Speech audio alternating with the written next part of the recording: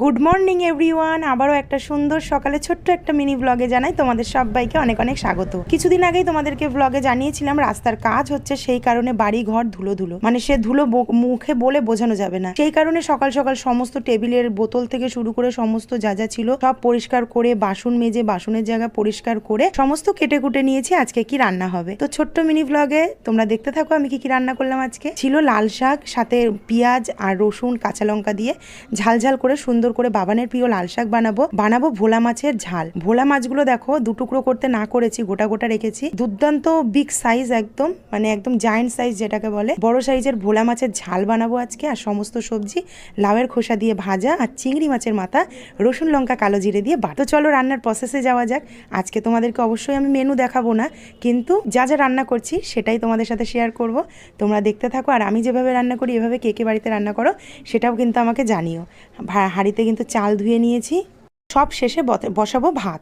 তো এখানে দেখো বাবান সরস্বতী ঠাকুরটা একটু একটু করে আঁকছে, আর যেহেতু রঙটা খুব গাঢ় সেই কারণে শোকানোর জন্য হালকা করে এখানে সাজিয়ে রেখে গেছে। ও গেছে স্কুলে, তা আমি ওটাকেও একটু দেখিয়ে দিলাম তোমাকে। আর দেখো দেখো সবজিটা ভাজা হয়ে গেছে, মাছে হলুদ লবণ মাখিয়ে নিয়েছি, আর লাল শাকের জন্য যে রসুনটা নিয়েছি সেটাই থেতো করবো বলে বাটিতে নিয়ে নিয়েছি। কড়াইতে তেল গরম করে শুকনো লঙ্কা রসুন ফোড়ন দিয়ে পেঁয়াজটা হালকা ভেজে হলুদ লবণ দিয়ে শাকটাকে দিয়ে কাঁচা লঙ্কা দিয়ে ভেজে নিলেই কিন্তু লাল শাক রেডি। তারপরে দেখো চিংড়ি মাছের মাথা বাটার জন্য শুকনো কড়াইতে প্রথমে কালো জিরেটা ভেজে তুলে নিলাম, তারপরে একদম কিঞ্চিত মাত্রায় 5-6 ফোঁটা তেল দিয়ে হলুদ লবণ দিয়ে চিংড়ি মাছের মাথা এবং কাঁচা লঙ্কাটাও ভেজে তুলে নিলাম। আর রসুনটা কিন্তু আগেই ভেজে তুলে নিয়েছি। ওই কড়াইতে আবার একটু বেশি করে তেল দিয়ে এখানে ভোলা মাছগুলোকে এক এক করে ভেজে তুলতে তুলতে চলো চিংড়ি মাছের মাথাটা বেটে নিই। সবার প্রথম কালো জিরেটা বেশি করে দিলে কি হয় বলো তো, এই শীতকালে অনেক সময় গা ব্যথাটা একটু বেশি হয়, সেটাতে কিন্তু অনেকটা উপশম পাওয়া যায়। এমনিও রসুন কাঁচা লঙ্কা শুকনো লঙ্কা বা রসুন কালো জিরে বাটা খাওয়াও কিন্তু খুব ভালো এই শীতকালে। সমস্ত ইনগ্রিডিয়েন্টসগুলো নিয়ে নিলাম শিলে পাটার উপরে, সেটাকে খুব সুন্দর করে বেটে নেব। বেটে নিয়ে একটা গোল্লা তৈরি করব। সত্যি বলতে যেমন অসাধারণ একটা স্মেল হয় সেই রকম অসাধারণ কিন্তু টেস্ট হয়। তারপরেই চলে এলাম মাছের ঝোলে। মাছের ঝোলে প্রথমে কালো জিরে ফোড়ন দিয়ে হালকা একটু নাড়াচাড়া করে যখন মচমচে হয়ে যাবে কালো জিরেটা, তখনই কিন্তু দিয়ে দেবো পেঁয়াজটা একটু ভেজে যখনই একটা সুন্দর গন্ধ বেরোবে দিয়ে দেবো টমেটো কুচি, দিয়ে একটু নাড়াচাড়া করে হলুদ লবণ দিয়ে সর্ষে বাটাটা দিয়ে খুব ভালো করে কষিয়ে অল্প জল দিয়ে উপর থেকে ভোলা মাছগুলো ছড়িয়ে নামাবার আগে ধনেপাতা কুচি দিয়ে নামালে কিন্তু অসাধারণ টেস্টের ভোলা মাছের ঝাল রেসিপি একদম রেডি হয়ে গেল। বাবান যে খায় না তাকেও কিন্তু জোর করে খাইয়েছি, সেও খুব ভালো খেয়েছে। তো যাই হোক, আজকে কী কী রান্না হয়েছে সেটাই তোমাদেরকে দেখিয়ে দিই।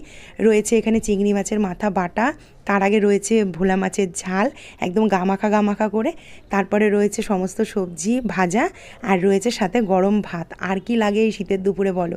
আমি 4 পদের রান্না করেছি, হয়তো তোমাদের কোয়ারিজ থাকতে পারে 2 মানুষের এত রান্না না। 2 মানুষ যেহেতু দুবেলা খাবো সেটা হয়ে যাবে, পরের দিন বাবান স্কুলেও কিন্তু খেয়ে চলে যেতে পারবে।